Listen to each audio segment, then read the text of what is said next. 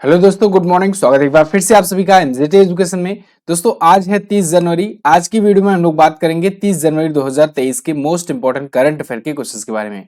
Video detail में आपको समझाई गई है और आज क्वेश्चंस बहुत ही जबरदस्त आए हुए हैं, तो वीडियो एंड तक देखिएगा। बहुत ही इंपॉर्टेंट क्वेश्चंस आए हैं, डायरेक्टली इसमें क्वेश्चन बनने के चांसेस हैं। तो हम लोग कल का क्विकली रिविजन कर लेंगे, उसके बाद आज की तरफ बढ़ेंगे। तो कल हम लोगों ने पढ़ा था कि इसरो ने घोषणा की है कि जून या जुलाई 2023 में आदित्य L1 मिशन लॉन्च कर देगा।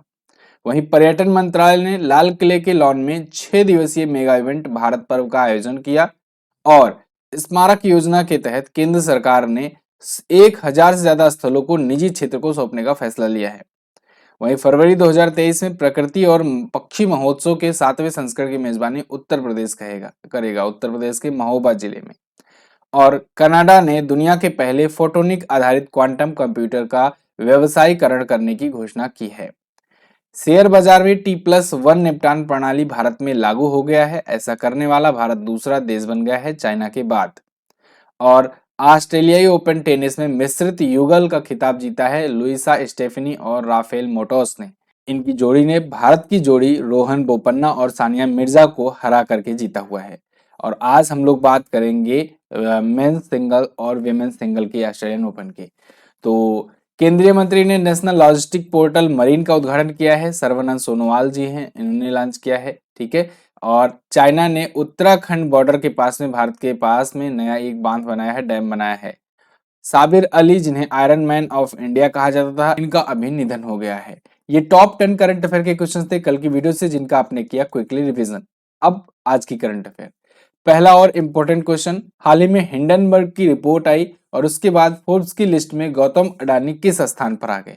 तो आप देख रहे हो आजकल पूरा का पूरा अडानी पर ही चल रहा है। गौतम अडानी, देखो गौतम अडानी ना, ये बहुत ही बुरे फंसे हैं।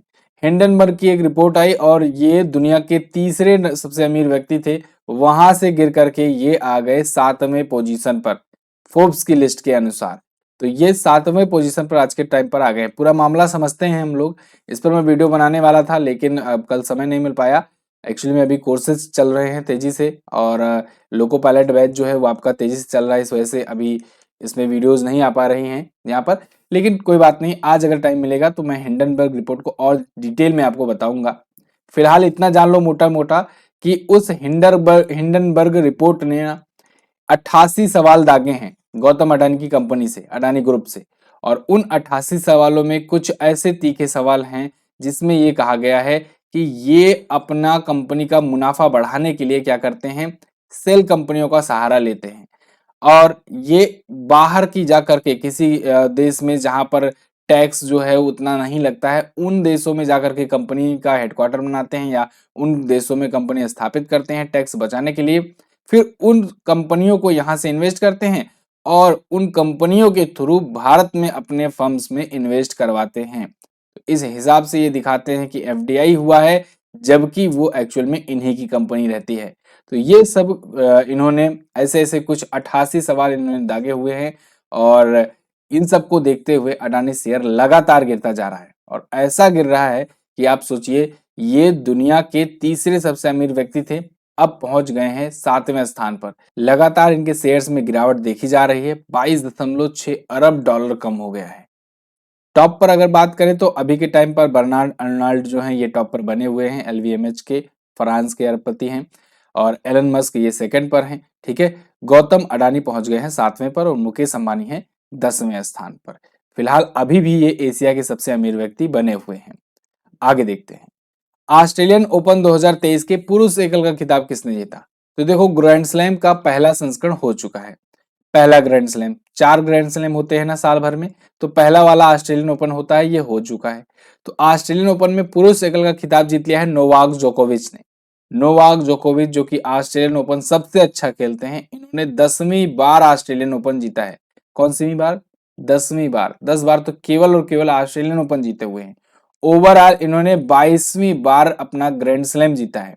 ये हैं नोवाक जोकोविच। ये रहने वाले हैं सर्बिया के। कहाँ के? सर्बिया के। याद रखिएगा, एक बार फिर से ये टेनिस में नंबर 1 की रैंकिंग हासिल कर लिए हैं और पिछली बार तो ये ऑस्ट्रेलियन ओपन नहीं खेल पाए थे।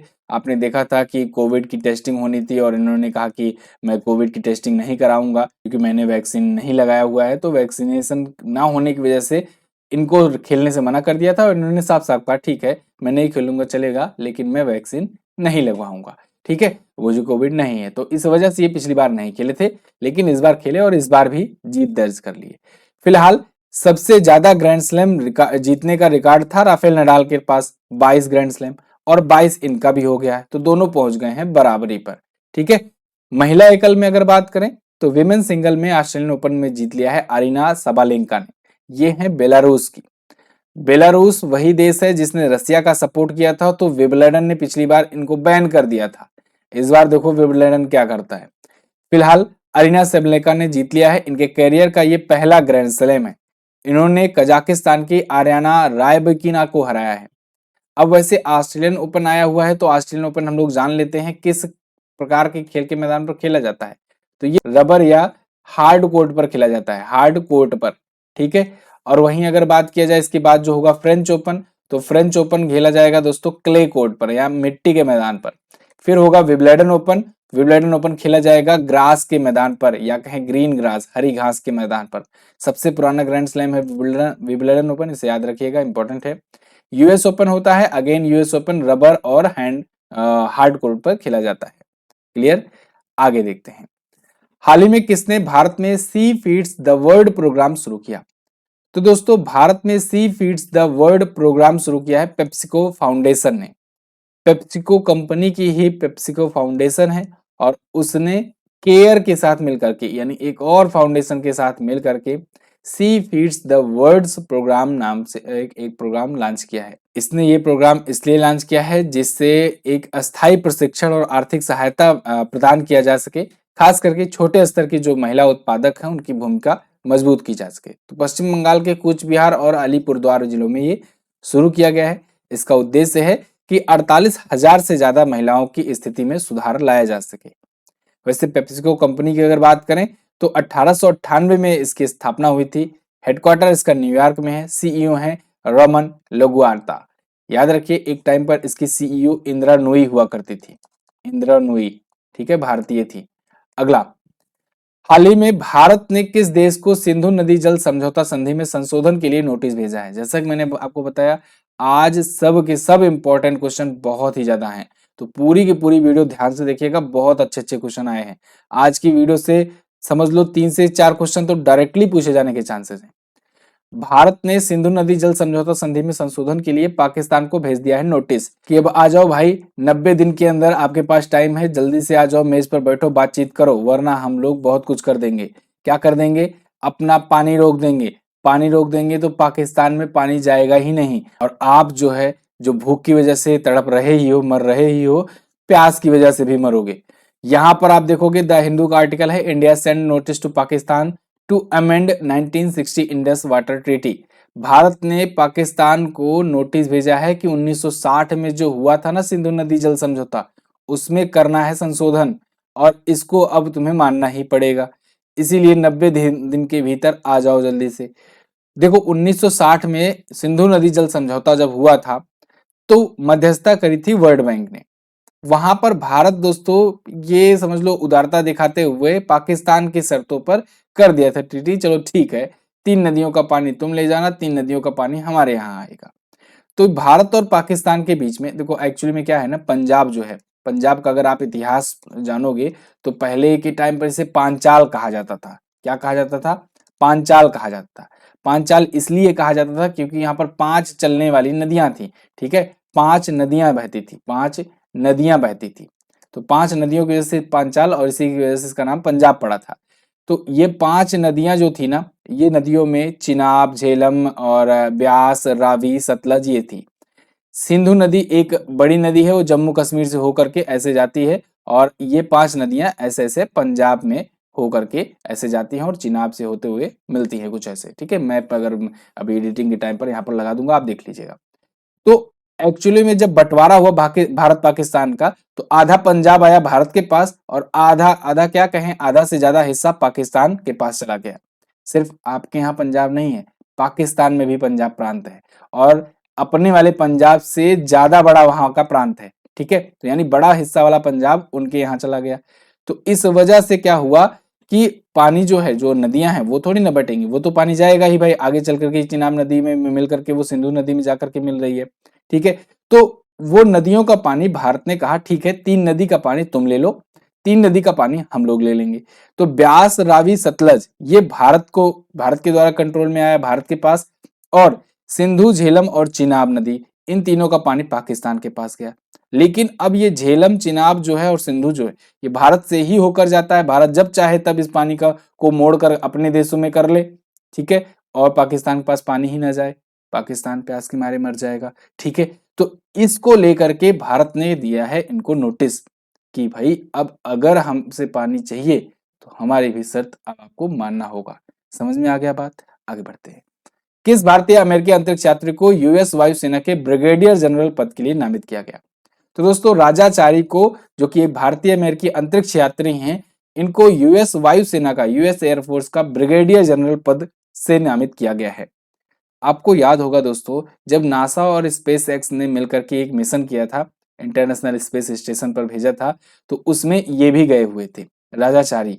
उस टाइम पर मैंने आपको बताया हुआ था 2021 में जब अंतर्राष्ट्रीय अंतरिक्ष स्टेशन के लिए NASA space x crew 3 mission launch हुआ था, तब ये गए हुए थे नवंबर 2021 में। आपको बताया गया था, मुझे याद है, इस क्वेश्चन को मैंने कवर कराया था आपको, ठीक है। तो ये भी उसमें शामिल थे। इनको अभी वहां के प्रेसिडेंट जो बाइडेन ने ये पद दिया है, कौन सा? यूएस एयरफोर्स का ब्रिगेडियर जनरल का। आगे बढ़ते हैं।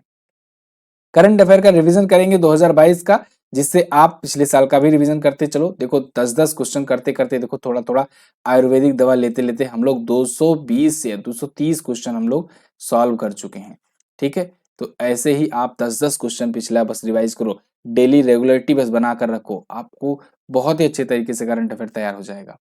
चलिए, तो बैंकों द्वारा अनुमोदित परियोजनाओं की लागत में किस राज्य की हिस्सेदारी सबसे अधिक रही? राजस्थान की रही। और हाल ही में बुकिंग डेटा की सुरक्षा सुनिश्चित करने के लिए किस पुलिस फोर्स ने आईआरसीटीसी के साथ समझौता किया है? बीएसएफ ने किया है। मादक पदार्थों की तस्करों से जुड़ा किस नाम से भारत का पहला पोर्टल शुरू किया गया? मादक फ्री। भारत की हवाई यातायात डेटा के अनुसार भारत की दूसरी सबसे बड़ी घरेलू एयरलाइंस है विस्तारा एयरलाइंस। हालांकि विस्तारा एयरलाइन अब एयर एशिया और एयर इंडिया में कहें मर्ज हो जाएगी, क्योंकि air Asia again air India में मर्ज हो चुकी है। तो ये सभी जा करके एयर इंडिया में मर्ज होंगी, एयर इंडिया टाटा ग्रुप के पास। किस राज्य ने विद्यारथ स्कूल ऑन व्हील परियोजना लॉन्च किया? असम ने लॉन्च किया, इंपॉर्टेंट है।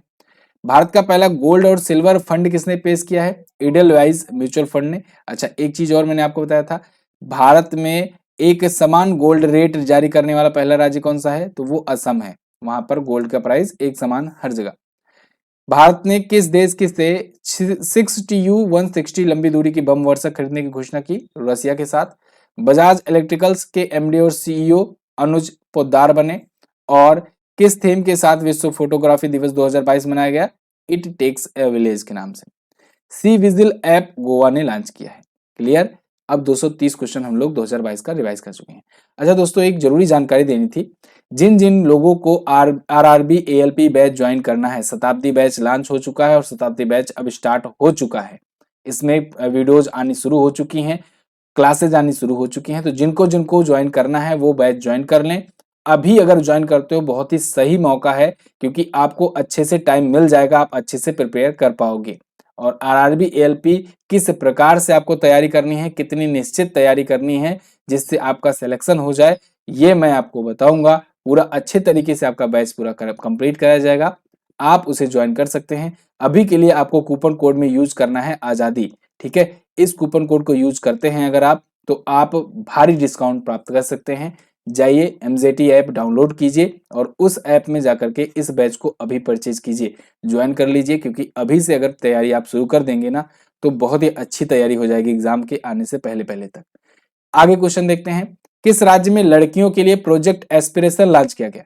तो दोस्तों अभी तेलंगाना में लड़कियों के लिए प्रोजेक्ट एस्पिरेशन लॉन्च किया गया है। इसको लॉन्च किया है वॉक्सन यूनिवर्सिटी ने। वॉक्सन यूनिवर्सिटी अगर बात करें तो ये तेलंगाना की सबसे पुरानी प्राइवेट यूनिवर्सिटीज में से एक है। तो इसने अभी हाल ही में प्रोजेक्ट एस्पिरेशन लॉन्च किया है। वहां की जो गर्ल्स हैं, जो 9 से 12 की कक्षा में पढ़ती हैं, उनको सशक्त करने के लिए, ठीक है। तो इसको तेलंगाना में लॉन्च किया गया, इंपॉर्टेंट है, याद रखेंगे। तेलंगाना के बारे में जानते हैं। राजधानी इसकी है हैदराबाद। यहाँ के सीएम कौन है? सीएम है चंद्रशेखर राव जी। के चंद्रशेखर राव अब बीआरएस पार्टी के ये हैं अध्यक्ष और इसी पार्टी से यहाँ के सीएम हैं। देखो, आपने अभी तक पढ़ा था टीआरएस, लेकिन इन्होंने कहा कि हम अपनी पार्टी का नाम बदलेंगे, तो तेलंगाना राष्ट्र समिति का नाम बदल करके भारत राष्ट्र समिति किया गया। समझ में आ रहा है ना क्यों? क्योंकि वो तेलंगाना था, वो एक रीजनल पार्टी का थोड़ा लुक मिल रहा था। अब भारत जब भारत राष्ट्र पार्टी हो गया, तो मतलब ये थोड़ा सा अपने आप को ये दिखा पाएंगे कि हम नेशनल लेवल पर आगे चल करके कुछ करेंगे। तमिलिसाई सौंदरराजन जो है यहाँ की गवर्नर है और हुसैन सागर, निजाम सागर, भद्रकाली झीलें हैं यहाँ पर। इसके अलावा जिलों की संख्या 33 है। दोस्तों 2 जून 2014 को 2 जून 2014 को 29वें राज्य के रूप में आंध्र प्रदेश से ये अलग हुआ था। हालांकि अब टोटल टाइम पर 28 राज्य हैं, क्योंकि ये दोनों जो हैं ये यूनियन टेरिटरी बन गए हैं। लेकिन जब ये अलग हुआ था 2 जून 2014 को आंध्र प्रदेश से, तब ये था 29वां भारतीय राज्य। क्लियर? राज्य के पशु की बात करें, चित्तेदार हिरण है और राज्य के पक्षी है इंडियन रूलर, फूल है टंगेडू। अगला, किस राज्य ने राज्य नवाचार आयोग का गठन किया? तो दोस्तों छत्तीसगढ़ राज्य ने अभी हाल ही में राज्य नवाचार आयोग का गठन किया हुआ है। यहाँ पर आप देखोगे भूपेश बघेल जी ने अनाउंसमेंट किया, बहुत सारे अनाउंसमेंट की उन्होंने गणतंत्र दिवस के अवसर पर, जैसे राज्य नवाचार आयोग का यानी कि छत्तीसगढ़ स्टेट इनोवेशन कमीशन का गठन करेंगे। साथ ही साथ ये बताया कि ये बेरोजगारी भत्ता देने की घोषणा किए हैं, हर महीने देंगे युवाओं के लिए। इसके अलावा राशन कार्ड धारकों को 1 साल तक चावल ये मुफ्त देंगे। तो ये सभी घोषणाएं हुई कुछ प्रमुख छत्तीसगढ़ से। छत्तीसगढ़ अगर आप देखोगे इंडिया के मैप में, तो यहाँ पर मिलेगा आपको छत्तीसगढ़। छत्तीसगढ़ के बारे में भी आपको बताया गया था, ये 26वां भारतीय राज्य बना था। कब बना था? ये 1 नवंबर को 2000 को अलग हुआ था मध्य प्रदेश से। जस्ट इसके 8 दिन के बाद 9 नवंबर को उत्तराखंड अलग हुआ 27वें भारतीय राज्य के रूप में, और फिर 6 दिन बाद झारखंड अलग हो जाता है बिहार से 28वें भारतीय राज्य के रूप में, और फिर 2014 में अलग होता है तेलंगाना, जो कि बनता है 29वां राज्य। क्लियर है ना? चलिए, तो फिलहाल छत्तीसगढ़ की अगर बात करें, तो ये छत्तीसगढ़ मध्य प्रदेश से ही अलग हुआ था, और ये अपना बॉर्डर देख लोगे आप किससे किससे शेयर करता है, तेलंगाना, उड़ीसा, झारखंड, बिहार, उत्तर प्रदेश, मध्य प्रदेश और महाराष्ट्र से। CM Bhupesh Baghel ji Indian national Congress party से। आज के टाइम पर कांग्रेस पार्टी की 3 राज्यों में सरकार है। कहां कहां पर? हिमाचल प्रदेश में अभी नई नई बनकर के आई है, छत्तीसगढ़ में बनी है, और कहां पर है इनकी सरकार? राजस्थान में। क्लियर है? याद रखना, ऐसे ही क्वेश्चन बनेंगे। जो जो चीजें मैं एक्स्ट्रा आपको बताते जा रहा हूं, ध्यान रखिएगा, क्वेश्चन यहीं से बनना है। ठीक है, चलिए, तो अनुसुईया उइके यहाँ की हैं गवर्नर। और लोक नृत्य में अगर बात करें, सुआ नृत्य, चंदेनी नृत्य है यहाँ पर, और बहुत सारी चीजें हैं यहाँ पर, आप स्टॉप करके वीडियो देख सकते हो। राज्य के पशु है वन भैंसा, राज्य के पक्षी है पहाड़ी मैना, ये पूछा गया है एग्जाम में। अगला, यूनेस्को ने किस देश के ओडिशा को डेंजर साइट में एक विश्व धरोहर घोषित किया? अब बहुत सारे लोग जल्दबाजी में ओडिशा देखते ही लगा देंगे भारत, जबकि हो जाएगा उनका गलत। दोस्तों यूनेस्को ने अभी हाल ही में यूक्रेन का जो ओडिशा है शहर, उसको डेंजर साइट में एक विश्व धरोहर घोषित किया है। याद होगा आपको, जब भारतीय स्टूडेंट फंसे थे, जब रसिया ने शुरू में अटैक किया था यूक्रेन पर, तब फिर ओडिशा शहर चर्चे में आया था, क्योंकि वहां पर बहुत सारे इंडियन स्टूडेंट्स जो हैं मेडिकल की पढ़ाई करने गए हुए थे। तो यूक्रेन में एक शहर है ओडिशा, ठीक है, अपना वाला उड़ीसा नहीं, वहां पर भी एक शहर है, एक प्रांत है ओडिशा। तो उसको डेंजर साइट में घोषित कर दिया है। किसने? यूनेस्को ने। क्यों? क्योंकि वहां पर भी अटैक हो रहे हैं लगातार।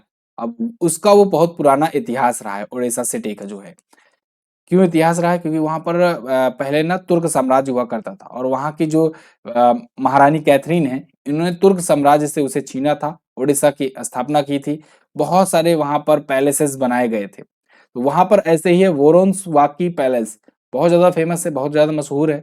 तो उस पर भी हमला हो सकता है, डेंजर है वो, खतरा वहां पर है। इस वजह से यूनेस्को ने डेंजर साइट के रूप में उसे नामित कर दिया है।